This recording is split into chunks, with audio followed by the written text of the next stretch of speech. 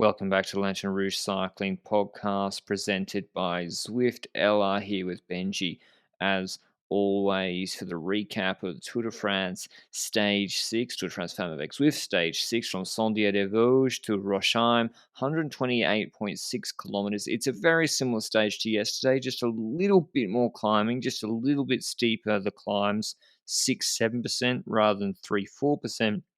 The last one of which, well, actually, there's two important collections of them. 3K is 4%, short descent, and then 1K 6.4%. We'd see an important crash on a narrow descent in the middle of that.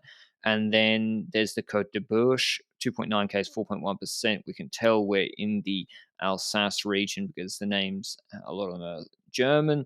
And then a fast descent into a sprint finish, a flat finish down, sort of false side downhill. So tricky stage. We thought tough for Viva's Benji, and I think DSM thought so too because they got representation in what was a huge break. Exactly. We knew that multiple teams would try and get in that breakaway because if they ride to the line with Wibus, it's likely that they lose a sprint to Lorena Wibus. So that's the idea for those riders. They tried to attack, they tried to form a breakaway. A group of 14 came ahead, and there were some damn good riders in there. Christina Majerus for SD Works. We had Anna Henderson for Jumbo. That is then a rider that technically is also from a team that could be sprinting here, which is Marianne Valsa's team. And then next to that, Marilyn for FDG, Loudon for UNOX. We had Rosamund Gannon, sprinter, or they've got plenty of sprinters in that squad, to be honest, but a sprinter of Bike Exchange, Smollett for Liv, Codanagol for Trek, so also Balsamo's teammate, Gutierrez for Movistar, Cromwell for Canyon, Alonso, low-key sprinter, but has been acting as a lead out, I think, for Brennauer in this race, mainly at Ceratizid. Hummus in there as well for EF Van den Bulke, ex-Belgian champion at Le Col. And then after that, we've got Dronova at the Israel Kogias team. And that is basically our 14 women breakaway. A strong break. And when I saw it, my initial reaction was okay. The end. Because we've got an extra rider in there, Koch. And that's a DSM rider. And I thought it was gone. You thought the break was gone? I thought so as well. Because if DSM's even in that breakaway, who's going to be chasing? And there were some teams not happy. Volker and Bastianelli's team, UAE, who tried to keep the gap at 2 minutes. But what was your thought process behind it being gone? Well, Bastianelli must have woken up and said, I feel good. Because in the stage 1 sprint, I don't know if she had a mechanical or a crash or something. In the first 5 stages, she's been nowhere, not in the top 30. And she's a good sprinter. Pardon? She crashed yesterday as well, or the day before. So right. It's it looks like she suddenly wanted to put the team up front, and they started working for her. And it was odd because they never worked together, the teams. It was like first Volkar paced a bit, then they stopped. Then Bastianelli's team paced a bit, then they stopped. And yeah, Bujak chasing and so forth is great, but good luck doing so against 14 riders who not all are actually pacing, right? There were a few riders that were pacing more than others. It was a lot of Cordon Rago wanting people to work, Henderson, who else was in there? And not Barbieri, but her teammate was in the break. And I was like, are they like, what do Liv actually want out of this? Joss Loudon was there for UNOX. She was working a lot, as well as Marie Lenet. And even Rosamund Gannon, she's on like 350 on the stage in GC during the stage, and she was doing really well. So she was tight on GC. Maybe Jumbo didn't want her to go too far. I don't know. I thought the break would have gone. I was surprised to see Valcar pacing and UAE, particularly because, they like you might drop Vivas, you might, but you're not dropping Vos, you're not dropping Balsamo. I know they're not in the break, so if you don't try, you can't get anything. But I just was surprised by that. But before we get into these rolling climbs where there was another unfortunate crash, mention our show partners, Zwift. Whether you're just starting out on your cycling journey, you're looking for final tune-ups ahead of a big event or race, or you want to use Zwift for training like Ashley Moolman, who will most likely podium at least on GC this race on SD Works. Zwift is the online cycling platform that can make your training fun. There are 9 different worlds, thousands of kilometers of virtual road, and a massive community that means you're never alone. If you want to find out more about the Tour de France Femmes avec Zwift or Zwift in general, for a free 7-day trial, you can head to Zwift.com through the link down below. But what I found really curious was I was doing the maths, Hmm. which don't exist. I made them up in my head, and I said Henderson against Cordon Rigaud, Majerus, and Lene. Okay, what's she got? 25% chance. Voss in the group behind, I think they can drop Vibers against Bolsonaro. I think she's got 50% chance minimum, the way Voss has been riding. So I was really, really surprised to see initially Henderson and Cordon Rigaud being the motivators of that break, not finessing. Like normally what you would do is you get the rider in so you're represented. They then sit in case it does go all the way, and then they have a better chance. But not they sort of made their job harder. Like Trek sort of made Ellen Van Dyke's later job harder by pulling that break. Yeah. Henderson by attacking and bringing Lene with her and springing her free.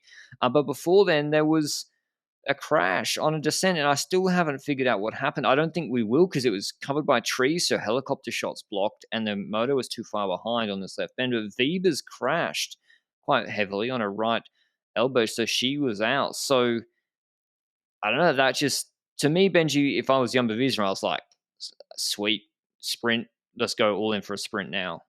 Exactly, but I do want to note Weebus being out. You're referring to her being out of the competition of today's stage, not completely out of the stage or the stage race at least.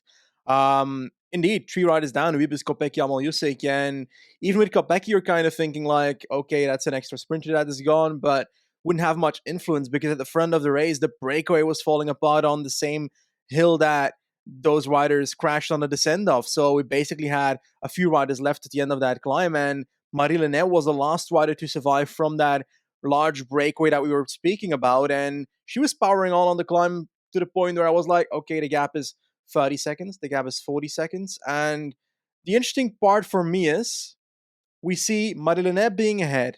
Koch was in the breakaway. She gets dropped from the breakaway. Henderson gets dropped from the breakaway. Everybody gets dropped from the breakaway. Dubis crash happens. And at a certain point, DSM is spacing in the peloton behind the breakaway with Wibbers being in a group behind. And then I'm thinking, who's DSM doing this for? Is she like, are they working for Lippert on a finish like this, which in my opinion should not be happening at all? Like, I saw no reason at all for DSM to be pacing at that point in the race. I think they'd switched to let's try to launch Lippert strategy and didn't think Mm-hmm. Vivas would come back. I think the execution of it was maybe not great, given that then on the next climb, the one where you'd want to launch Lippert, they didn't set a hard pace. And it was, I think, Van Dyke or Corden Rigaud came back and was pacing. So Yeah. eventually, yeah, like Majerus. Oh, no, sorry, there was an attack from Lippert as well. That was marked by Longo Borghini. Trekker all in on the Balsamo sprint. Linnaeus brought back by Rihanna Marcus, who's been very strong for Jumbo Visma. And then it's just Ellen Van Dyke time. The last 6K is very fast, 75K an hour run in. Voss slots onto her wheel again, and ELB is back with Balsamo like fifth or sixth wheel again. So the Trek lead outs kind of separated. Bastian Elliott's there, Kopecki's there, Persico's all there. We get into the finish, still Van Dyke doing the lead out, and there's a chicane. Longo Borghini comes up, squeezes up the left, and nearly crashes. I'm not sure who it was, maybe a Movistar rider, and could have even been Van Vleuten, and starts to lead out. Balsamo, Van Dyke pulls off. Voss slots in and shares the wheel of Longo Borghini. Longo Borghini doesn't move across to box in Voss, and Voss and Balsamo then kick at the same time, and Voss just destroys Balsamo. So this is, I guess, why Trek haven't been putting all their eggs in the Balsamo basket. Maybe she ate a lot of wind in the last 5Ks, but I don't know. Like she not only got beaten by Voss, which is not anything to be ashamed of, but she's just started going backwards, and she. From that front position, ended up coming fourth with Bastianelli second, Kopecky third. Persico, when she actually got out, she like swung out violently, but she nearly came fourth ahead of Balsamo. Then it was Confalonieri sixth, Guazzini seventh, Nuvieto eighth, Barbieri ninth, and Longo Borghini 10th. So Voss wins in yellow. I thought there was a Grace Brown move. There was. She tried. She was shut down. And but still, I don't know. I'm still, if I'm Valka, I don't know. Is this what you wanted? Maybe they just didn't get in the break and they had no choice. I guess Bastianelli came second, so she wasn't in good form. But I'm surprised the break was caught. I don't know. I didn't expect the break to be caught either when they were made, but the situation of the race kind of changed the flow of the riders who are willing to pace. Because let's say Wibbes is still in the peloton on that final climb, and Conrago is still in the front group because she wasn't caught yet until that final climb.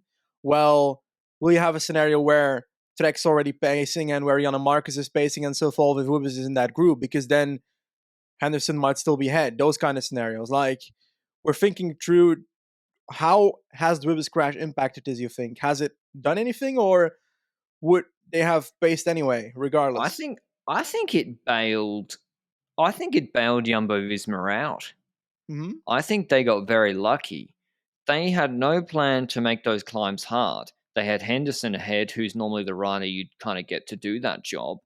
And if Vebers doesn't crash, she was doing really, really well. She was in a group of like 15, 18, and she could have won this stage. I'm not sure. Maybe, well, again, Trek had called on her to go ahead. So I don't know what the plan was to make the race hard enough to drop Vebers. We will never know. And DSM had numbers. So I kind of think the other teams got a little bit fortunate that she crashed. We could have been seeing another Lorna Vebers sprint win. But Voss keeps yellow. She's now 30 seconds ahead of Persico, and there's another sprint stage. I think we've had enough of them. And Yeah.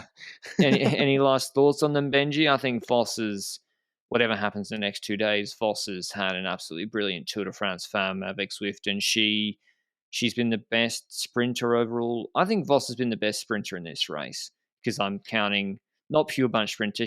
That's not true. She's just way more versatile than Vevers. Yeah, I think Weaves is the best sprinter in this race, personally. I think that Vos is the most versatile one, like you say, because she's been in the podium 5 stages and at fifth spot once, I think. So that makes her 6 times top five, if my memory serves me right. So that's actually insane results for Vos in this Tour de France Femmes so far, unless I'm imagining those results in my head. But that's what I remember. Now, 2 stages of that, fantastic. I think the team can be very happy with her performance is same for DSM with Wibe so far. When it comes to the green jersey, I'm just very intrigued to take a look at it because I haven't yet. So we see that Mariana Vos is on 267 and Wibe is on 191. And that's a significant gap that will not be closed on the following 2 stages, I think, because I don't expect these riders to do much in the mountains. And there might not be enough intermediate sprints to even remotely get that closer. So it looks like Mariana Vos is secured in green as long as they keep her on the bike. I think so, and like she's not going to climb worse than Vebers anyway. Yeah. But yeah, tomorrow's stage is like we're going from these light sprint sort of stages to this ridiculous stage, and it's like good. It's like a very very hard one. 127 k's, stage 7, incredibly difficult. Col du Petit Ballon, 9.4 k's, 8% descent. Col du Place Basel, 7.1 k's, 8% straight after that descent. They then go through the Le Marchstein finish line, descent, then the intermediate sprint with 92.5 k's to go in the valley. Then there's a bonus second gate, a third of the way up the Grand Ballon climb, like 4.5 k's, 5.6%. Then Grand Ballon is 14 k's, 6.6% before an 8 kilometer sort of false light downhill. I don't know.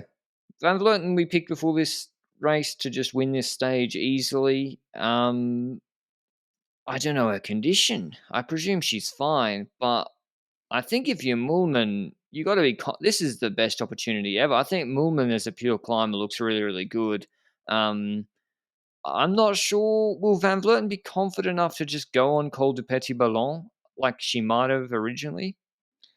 I don't know. We don't know what her condition is going to be going into this mountain stage, but she said reportedly after today's stage that she's ready for the mountain. So when Van Vleuten says that, I think you can expect some madness. So I'm hoping that she's in that top form. I'm hoping that she opens up the race like crazy, but I'm just hoping that she waits until the coverage starts. And 2 hours and a half of coverage, I don't know where it's going to start. I hope that it's going to be on the Petit Ballon, but I fear that it's going to be on the Platz der Wassel, and I hope that the Peloton's still together at that point, but I fear it might have been open already at that point in the race. So I guess we'll figure that out on the climb itself. I agree that Van Vleuten is the big name for this, and that Mollman is another opportunity to do really well on this. Now, I do rate Van Vleuten in top form significantly higher than Mollman. That's just in general, but that doesn't change anything to the point where I think that Mollman will likely be the better rider at SD Works. And the reason that I think so as well is because, like, at this point, we don't know what SD Works is doing when it comes to who's leader and so forth. Vollring's been pacing in half the stages for other people, and like because of that solely, I'm like, perhaps she's not that confident. But then yesterday, I think Block said in an interview that Vollering and Mollman look good for GC in the coming days and so forth, and that they got their stage win, so the pressure is kind of off. Like, I don't know what to expect from SD Works anymore, okay? It's very difficult to get in the head of the people in that team at the moment because they sometimes make odd-looking decisions on the screen. And I guess we'll figure out tomorrow who's better in the mountains. We'll see it fairly soon on the mountains, I think. If it opens up early, then we'll see early on who of the two is the weaker one. If they're on the same level tomorrow, it would be pretty funny because then we might see some problems with figuring out who's going to pace for who in the end. But I just hope we've got a great race tomorrow. And on the other end, what do you think? Is it a great scenario if Van Vleuten just rides away on the first climb and she stays away? Is that a great scenario for the race? I Well, like no, it's not very exciting. it's epic, but I agree it's not very exciting. Like, no one's going to say that stage 8 of the Tour de France last year, where Pogacar just rode away from everybody, was more exciting than stage 11 this year. Like, we want action early, but we want a contest. We want people throwing hammer blows at each other. We want people coming back, attacking, defending, and then maybe a blow up on the final climb. That's exactly the sort of thing we'd like to see. And hopefully SD Works with Vollering and Moolman as a duo can try something tomorrow. There is that valley, there is that descent. I mean, why not can they get riders up the road? I don't know. They need a big gap before those climbs. It's only 36 Hmm. Ks of flat beforehand. Can they get a rider up the road for that valley before the Grand Ballon? It's a pretty decent sized valley and shallow descent before it. So SD Works could try some stuff. The problem is the teams are very small, like 6 riders, and some teams have less already. And then, like, could Royce get ahead? And like, she need a big gap because if Van Vleuten sends it, she can take back 3-4 minutes, no problem. So I don't know. There's armchair quarterbacking. They could try some stuff. Hope they do. I'm still going with Van Vleuten for the stage win. I'm just hoping that you're right in the fact that I'm hoping that we see some moves early, even before the first climb starts. People trying to get away in groups, like an Amal Yusik, like a Music might be too early, I think, but a Brown perhaps in an attack because I feel like when it comes to the pure climbing, I rate Music and obviously Utrecht Ludwig higher than Brown for the climbing that comes afterwards. So just those riders ahead in those teams to make sure that they've got something. While in the meanwhile, Movistar will try and control things and will try and bring Van Vleuten to the first climb, I think, and then she has to take care of it mostly herself or with Patino, I think. Like, she doesn't have the strongest team here to play defensive or control, and like you said, there's not too many riders in a team, but they're gonna have to at least control it to the first climb, in my opinion. Yeah, I think so. Like, if Faulkner's getting ahead, if SD Works are trying to be super aggressive and slip a Vollering in a move with actually that if I was actually SD Works and their DS, I would go full send before the climb and try and get Vollering in a big break with Vanderbroek Black or a Madgeris and apply severe pressure that way. We've Yeah. seen that Movistar, they're not as strong as Trek or SD Works on the flat, but once it gets into a head-to-head battle in the mountains against AVV, if she's on form, you're kind of fucked. So you got to try before. And at least you just maybe people make mistakes. You just got to try. Yep. Probably won't work, but that's what I would do. Anyway, I got AVV and look for Lebu. Look for Juliette Lebu to do well Yep. tomorrow. Molman, I expect to do a bit better than Vollering. Who have you got? I'm gonna go. Van Vleuten is like she's the obvious name for these mountain stages. I'm gonna go for Labu. Okay, Labu, and watch out for Faulkner too. She's good over a long period of time, but this is a hard stage 3 HC almost category climbs. I can't wait to watch it. It's definitely one to tune Yeah. into on the stage tomorrow on Saturday. Hopefully you enjoy it. Thanks to Zwift for supporting the show and the Tour de France Femme. And we'll see you at the recap tomorrow. Ciao.